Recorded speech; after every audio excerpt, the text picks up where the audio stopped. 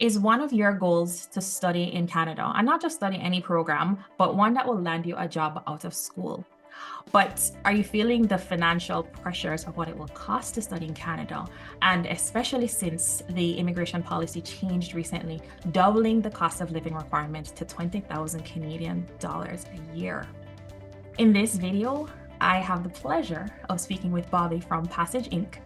about how we can help you to not only fund your Canadian education, but help you with your Canadian immigration application, help you with your school application, and the icing on top is to help you to transition into the work world when you are done with school.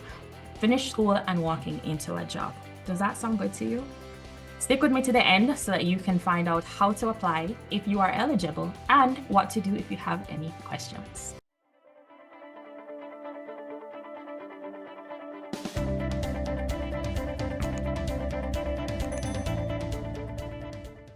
Hi, Bobby. I appreciate you for the time that you're spending here with me today. I'm excited to share what Passage has to offer. And also just for me, I think this is a game changer for a lot of students. So thank you so much for joining me. Thank you so much for having me. I'm really excited to listen to your story, but also maybe shed some light on how we can help amazing students all around the world. This is going to be awesome.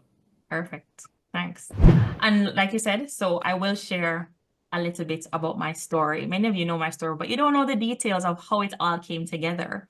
So 10 years ago, when I considered pursuing postgraduate studies in Canada, the cost and being able to afford it was a big concern for me. I had just finished a 4-year degree in architecture in university, and I didn't know how I was going to afford coming to school in Canada. In fact, even my undergraduate studies I wanted to pursue in Canada or Australia, the cost was about the same and I couldn't afford either. So I stayed in Jamaica, and then the postgraduate studies came in Canada.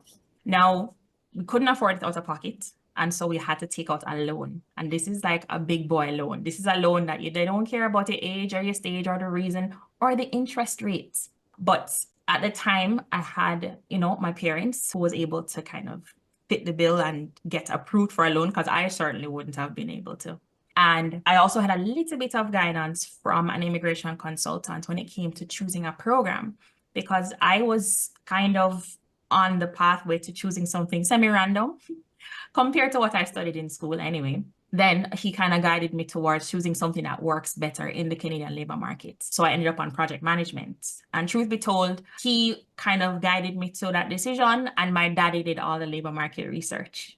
Way more than I did anyway. So thankfully I had my daddy to do that research, and he would send me all the emails and it would validate that, okay, you're on the right path, Christina.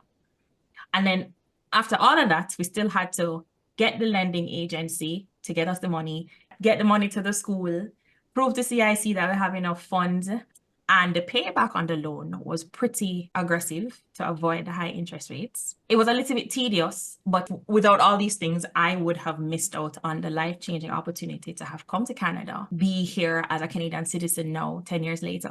And I think that, if I missed out on opportunity, I'm a pretty good catch for Canada. But also, Canada has been very good to me, and I'm grateful that these things came together.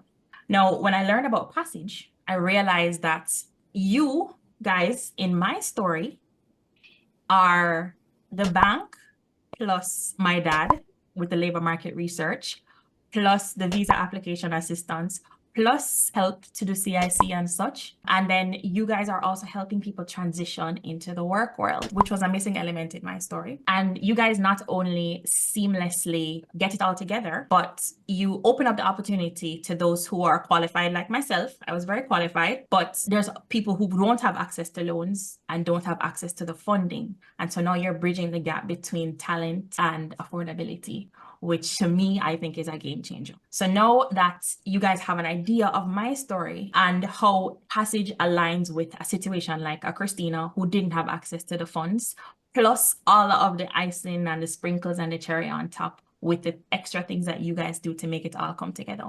So I'd love for you, Bobby, to now share with us about how this all works, how Passage comes all together, and your company has raised $40 million towards this initiative so far. So I'm very curious and also excited to share with people how you guys help these future students with the financial solutions towards their Canadian education. Incredible. Super happy to do so. Do you think it would be useful to tell the story of how we came about and why we started Passage in the first place before I go into the details? Yeah. Or should I jump right in? No, tell us about how it came about, because that story is inspiring too, because it was created by an immigrant too, right? Yeah. So our story goes way back to even before 2015. So the group of us who started Passage are coming from a company called Applyboard that was started in Kitchener-Waterloo here in Ontario. It was started by three brothers from Iran. And the story was Martin did all of these crazy things to get access to the US. He took an overnight bus to go get his TOEFL exam. He had to beg, borrow, and do whatever he could to get enough money for the application. He was fortunate to get a pretty attractive scholarship. Okay. But like everyone's journey, it is this incredibly idiosyncratic, crazy story that could be a movie. Once he came over, he helped his brothers, and then people started reaching out to him, cousins, friends of friends, and they started helping more and more people and decided to build a business around it. Okay. So this business is now quite a large business. In fact, I think it's the largest study abroad platform on planet Earth today. It's called Applyboard. While at Applyboard, we were noticing this problem where we were meeting these incredible students from all around the world. Yeah. And it was the saddest thing that we couldn't help a lot of the most deserving students, the brightest academically, the people most interested in doing really incredible things with their lives, because of this problem you just mentioned with your own story, Christina. They may be brilliant students, but unfortunately they come from a family without enough financial resources to allow them to study over here. That just always struck us as just so dumb. Why does that have to be true? That doesn't make any sense to us. So we went on this crusade for a couple of years trying to figure out how to convince anybody in the world to do this product. We went to banks, we went to the modern fintech companies. We begged and pleaded and said, come on, if you build this product, we can help you get any number of customers anywhere in the world. Unfortunately, nobody would take us up on it. Yeah. And I think I know more now, having gone through this process. It's incredibly hard to build something like this. There's a reason why it doesn't exist in the world today. Yeah. But we looked at each other and we said, we either have to stop talking about this problem or we have to go solve it. Yeah. We felt so strongly about it that we decided to start a new company called Passage that would help deserving students all around the world get access to the money to get to better opportunities. Nice. So phase one is international students everywhere around the world coming into Canada to help solve labor shortages. Yes. I'll touch more on maybe the specifics of why that's an important statement later. But yeah, that's a little bit about us and how we got here. So we've been in the industry, a decade or more at this point. Yeah. Now we're taking the next step of how do we help awesome people get the financial access they need. Cool. So the simple version of the loan is people want to study abroad. They have the grades. They have all of the other things. They just need some of the money instead of all of the money. So before, your family would have needed to come up with $50,000 or $60,000 Canadian per year. More if you're going to study a master's program. Yeah. With Passage, you need about 15. 15,000. So if you have 15, you can get access to the full loan that will cover first and second year tuition and full first year living costs. Yes. Okay. That's so cost of living expenses plus tuition. Correct. It's a complex thing to explain, so I'll try to do my best to keep No, you did a good job. level. Like, there's a loan that's going to cover your tuition and your living expenses. And I think the fact that you're covering living expenses too for the first year is a massive solution right now, considering how blindsided we all were when the government doubled the cost of living requirements. A lot of people's plans had to change because they had to come up with an extra $10,000 overnight, literally. I think that you mentioned a really interesting point when you were talking about your experience. You mentioned how your dad was looking at what are the jobs associated with the program you took? Are there real opportunities after school and so on? An important thing for your audience to be aware of is the economy changes, right? Every year things happen, the economy shifts and adjusts. So everybody should have the accountability where they're doing a similar analysis. You really want to make sure that the large investment you're taking has the payoff that you're hoping for. Exactly. That's really important. Exactly. Because I think that sometimes as immigrants, and I fell into this trap too, you prioritize the immigration goal, and then the career goal gets sidetracked when you're like, okay, I'm going to Canada, I'm in Canada, yay, Canada, but then where's the jobs, you know?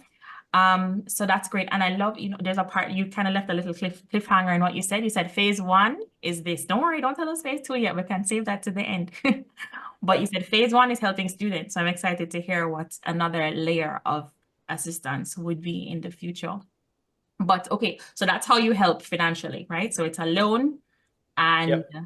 it's really I checked it out. It seems very comfortable payback, especially considering my experience. We had to pay it off really quickly, aggressively, to avoid the Yeah. high interest rates, and you guys have reasonable interest rates. So that's good. So now you help with the funding. How do you get involved in the school application process? I know you're coming over from Apply Board, so you have all that experience. Do you help with the college or university application and the visa application process? That probably two different questions, but you can tackle it. No, I will do my best. So here's how it works.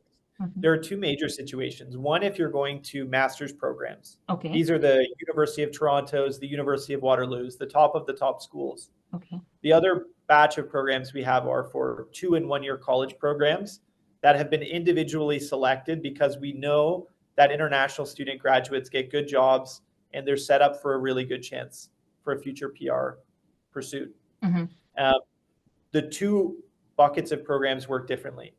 If you go to a master's program, you have to apply directly to the school, get your letter of acceptance, then come to Passage and apply for a loan. Okay.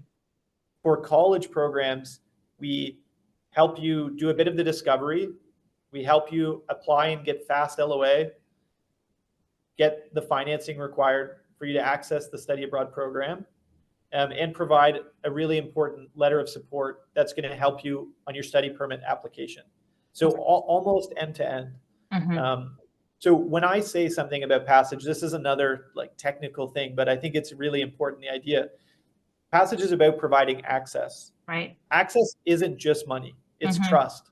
The money and the trust piece are really tightly connected. Yeah. That's because unfortunately around the world, fraud is a real thing that governments, immigration agents have to contend with. And it's very hard to determine who is a legitimate student and who is not. Part of what Passage wants to do is to make sure that the right people, the genuine people, have access, while the people who appear more fraudulent do not and are penalized. This is going to help everybody. It helps Canada, but it's going to help visa acceptance rates eventually over all of these different countries in the world who have lower rates today. That's part of where we're heading. Right. So you trust them, the student, and by doing that, the explanation letter or letter of support to the Canadian government helps them to further establish trust with the student versus just the student going directly to immigration. Exactly. So when you would have applied, you would have had to show the government something called proof of financial support. Do you have enough money to be here in Canada and support yourself, right? Right. So traditionally, there's a few different ways you can go to show to the government that proof. You can get a letter of support from an uncle or a family member who's going to provide some money. You can show the scholarships and grants you're getting from either the school or a third party. You can show a bank statement, which is maybe the most common, and so on. The point is that Passage's letter comes from a Canadian business that's regulated. The money is in Canada and ready to go for you. Not only that, but our letter of support shows that you have more money than is required technically from IRCC by covering first and second year tuition and first year living costs. We're setting you up to look like a lot more confident position for a border agent to say yes to your application. Yes. Okay, perfect.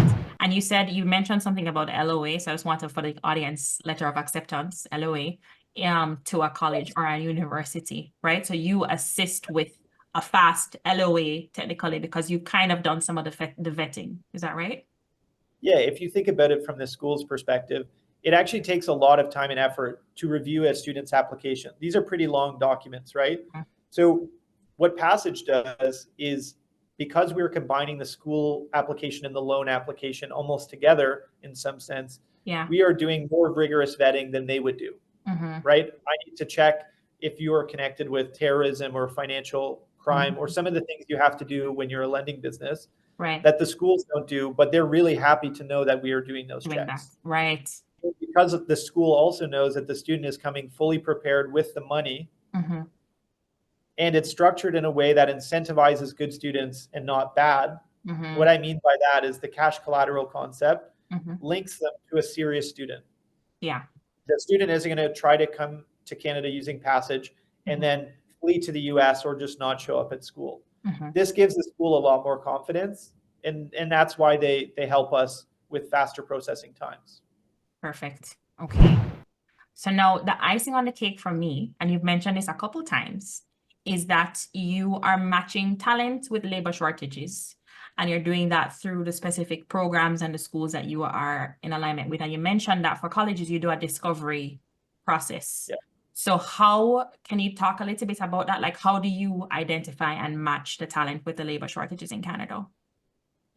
Yeah, this is a huge point. So one of the things we've seen over the last 4 or 5 years, as more international students have pursued studies in Canada, is that colleges are creating new programs to catch up with the demand. And we're watching a lot of students be successful, and we were watching a lot of students not be successful. So it was very clear to us that there are still very good, attractive pathways in Canada, but it's not true that you can just close your eyes, pick a program, and be confident you're going to be successful. No. That's unfortunately not true. But the way I say it is like, think about it in your home country. Everybody knows there are good paths to success and really bad paths to success. Canada is no different. There are good paths, there are bad paths. The art is in knowing which is which, right? Yeah. So what Passage has done intentionally is to put ourselves in the middle. If I align my incentive with the student, it solves a lot of these problems. For me, I'm taking a lot of financial risk per student. Yeah. So for me to be successful, I need every student to be successful. If a student that comes through Passage is not successful, it directly hurts us, right? This is a way where I'm confident over time students will understand that I have to do what's in their best interest, because if I don't, I actually get hurt. So our incentives are directly aligned. What this translates down to is Passage individually picks programs that we'll support. Right. So not just any program.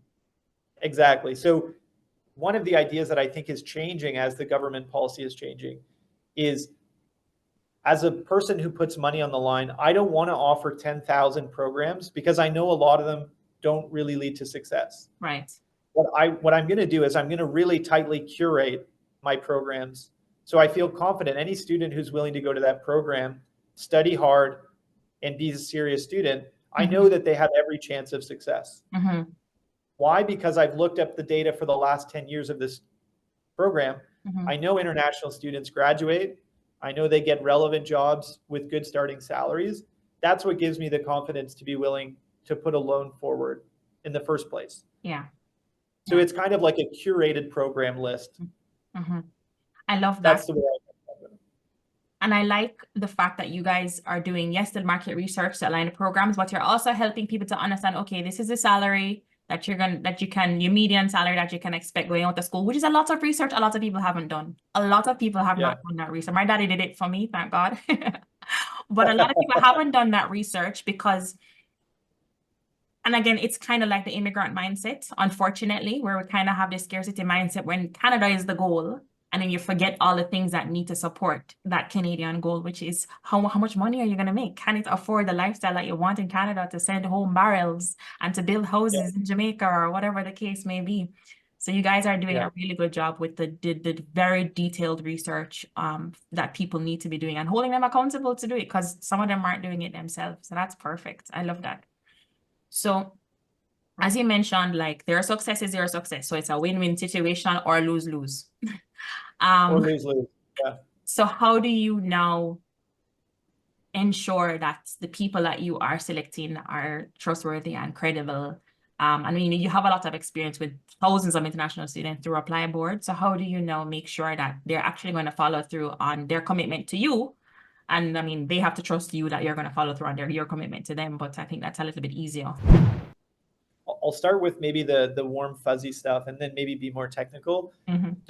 The human side of this is I fundamentally believe people are on average good. They get stuck in bad situations and they respond to those bad situations. I think if you put people in a place where they can succeed by being honest and that they're aware that they can succeed by being honest, I think on average people are good and will do the right thing. So part of my belief is that getting people who are capable of getting to the opportunity, so they have the grades, they have the work ethic and basic things. Right. I think I fundamentally believe people will do the right thing. That's a precursor, or we never would have started this business. Two, the schools themselves create eligibility criteria for a program. Right. They know what is required background to make a student successful, and they know this for all of the different countries around the world, whether you went to Vietnam or Jamaica or Nigeria or Argentina.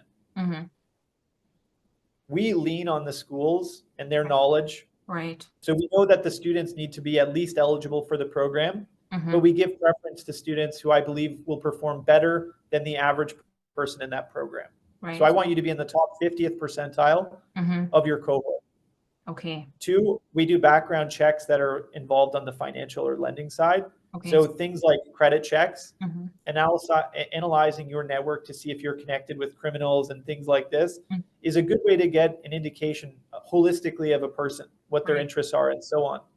We're also going to give the students opportunities to provide an interview. So either like a pre-recorded video or meet with us directly. We want to learn about their life story, who they are, what they're trying to pursue in their life.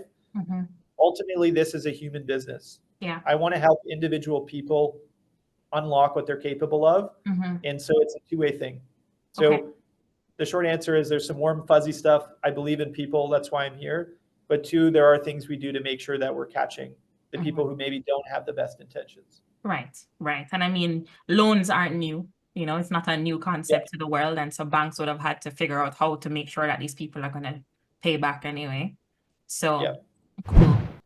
And now, I mean, one of the biggest questions I had in my head, especially since that you're targeting intake for September 2024, which we now learn that this week is March. So, you know, it's March on Friday.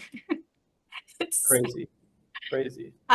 So we had some big changes in immigration policy that were announced in January. Cap on international students, they need an attestation letter, which to me is a wrench in the gear to slow down a lot of people's process and progress towards May intake or September intake. So how are you guys dealing with those challenges, and how can students, what is the advantage of coming through you to overcome some of these challenges? No, I think it's a perfectly timed question. There's a lot changing. And I know, especially if you're outside of Canada, it can feel really scary and uncertain. And maybe it leads you to feel like things like Canada's now not a good option and so on. I want to clearly say that that's not true. What Canada is doing is it's trying to align its international student population with labor shortages. So what jobs actually does Canada need filled that it's not getting from its domestic population? And it wants to prioritize those individuals with respect to people studying programs that don't help Canada, right? That seems like a pretty natural thing for a country to do. So think about it like that. If you're going to a good public college or university with a type of program that's aligned with these labor shortages in either skilled trades, STEM, or healthcare, you're going to be fine. If you're going to a private college or PPP and you want to study 1 or 2 year business programs, I think this is where more of the challenges are going to be felt. Right. Okay. So that's my maybe warning or piece of advice, is that the world is adjusting in Canada to align labor shortages with international student populations. Right. So for Passage, we specifically align our programs with these policy changes so that we know that students coming through us are set up for where the government wants to go. Again, this is key, where I need every student to be successful. So I think a lot of students, unfortunately, are going to go through a hard time. They were sold a program that maybe is not delivering in the way they were promised. They're going to have some decisions to make. They can think of switching to a program like a trades program that has quicker access to jobs, but also eventually PR. Yeah. Or they're going to have to find another route, unfortunately. When you said that, aligning programs, what came to mind, I had a conversation, actually the video that went up on my channel on Sunday, with somebody who was able to convince an international student to do a master's program in customer service. Have you ever heard? This is the part that I frankly am like pretty uncomfortable and like borderline disgusted with. Right? I think this stuff really sucks. I don't like it at all. No, it's sad in the industry, and like the government is definitely doing their job to clamp down. So that's good. And we don't have to worry about that. It's like medicine, right? It maybe sucks at first, but you're kind of thankful that the changes are being made. I think ultimately we're going to head into a better direction. Exactly. Once there's enough clarity where people feel confident again, I think we'll be okay. Yeah, I agree too. So you touched on what would be my next, curious question, but you said STEM, healthcare, and skilled trades. So that's kind of the focus in terms of programs and schools that you are funding students to go to. But are these schools in a particular province? Are they all over Canada? And are you continuously expanding the options, I guess, of schools? Wow, you have such great questions. So let me go into it. So Passage is in its earlier stages. So we're still a smallish company, and we need to be very cognizant that the performance of how we do in our first couple of years is really going to determine our trajectory of how many students I can help in 5 years. Right. So I'm really thinking about it of making sure that our early students are really, really successful. Yeah. So to best do that, we've really concentrated our efforts, and we're working with an incredible partner in George Brown College in the heart of downtown Toronto. Again, this was intentional. It's an incredible school, top 3 in Canada on the college side. Its programs in healthcare, in skilled trades, and in STEM are at the top of the top. Yeah. And we know from the data that their international student graduates do really well. Okay. They also just definitely had the same worldview that we did, that we want to help deserving people who don't have access today.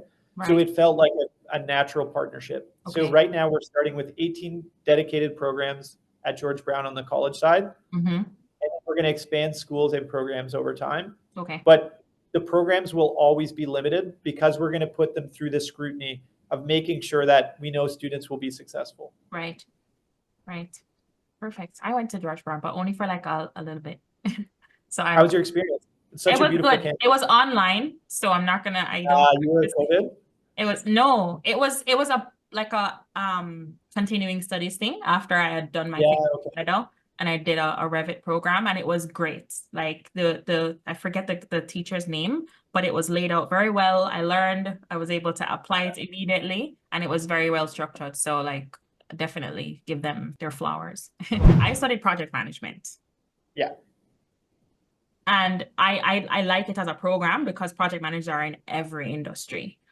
But I was 10 years ago when I studied project management, and it made perfect sense. Does it make sense today? And will it continue to make sense 10 years from now? Like, how do you guys deal with the changes, I guess, in demand? Yeah, we built the product specifically so we could ride the waves as the economy does different things. It needs different kinds of jobs. So right now we're really struggling for these skilled trades, healthcare, STEM. You know, if Passage and others do a good job and we fill those, it's going to create new needs in different parts of the economy. So we'll have to be able to then help connect the best people with those skills and interests to those opportunities. And so it needs to work for kind of every different situation. In yours, I think the perfect example for this, actually, project management 10 years ago was a perfect program. Yeah.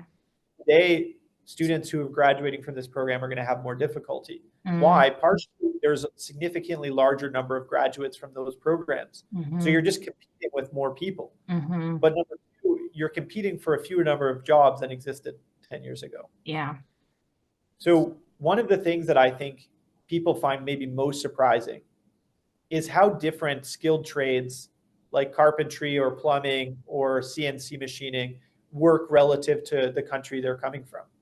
So in a lot of parts of the world, to be a person in skilled trades is a low status job that pays really low and is generally not looked upon super favorably. Yeah. It's hard to express how different that is than in Canada. Right. In Canada, these jobs earn really, really good incomes. They're very stable jobs, and they're so popular that even people with engineering backgrounds end up switching into them. Ah. So if you're a mechanical engineer, maybe you end up as a construction engineering technician where you're helping to build the next version of infrastructure across Canada. They're really applied engineering type of jobs. They're not low skilled labor. They pay very well, and they have two really important benefits. You're competing with a lot less people for those jobs, so you have a much better chance to get the job. Right. But number two, Canada has this thing called the high need class when they issue PR draws.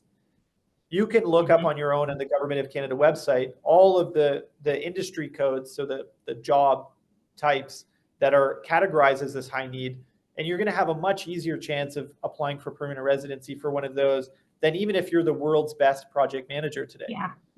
So importantly, I think people need to adjust their mindset a little bit about how things work back at home and how things work in Canada. I think that's another really important thing that people can realize to be more successful in Canada. Yeah, and really pay attention to the changes, because I mean, they announced these category-based draws in 2023, right? And then at the beginning of 2024, they said, okay, the categories are going to stay the same, which is a good indicator of, you know, where the labor shortages are, right? And so, yeah, good. So yeah, so align. That's why I love what you guys do in terms of the labor market research that people should be doing for themselves anyway.